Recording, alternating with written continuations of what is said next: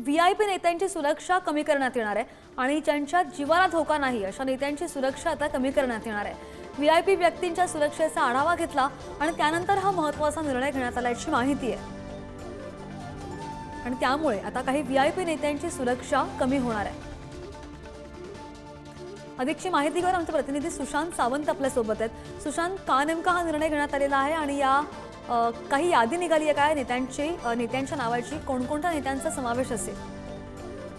श्रद्धा, आपण जर बघितलं असेल तर गृह विभाग दर 6 महिन्यांनी किंवा 1 वर्षांनी सुरक्षेसंदर्भातला आढावा घेत असते।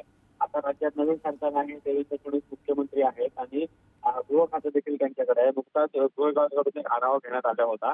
कोणत्या नेत्याला कोणत्या दर्जाची सुरक्षा देण्यात आली याचा आढावा घेतला।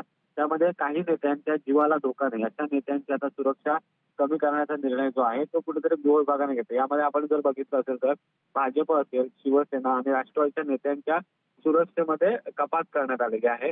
आणि आपण पाहिलं असेल तर यामध्ये भाजपचे कार्याध्यक्ष रवींद्र चव्हाण, प्रतापराव चिखलीकर यांच्यासह विविध नेत्यांच्या सुरक्षेत ही कपात करण्यात आली। जी आपल्याला माहिती मिळते त्यानुसार या व्यक्तींच्या जीवाला धोका नाही अशाच नेत्यांच्या सुरक्षेत जी आहे ती कपात करण्यात आली आहे।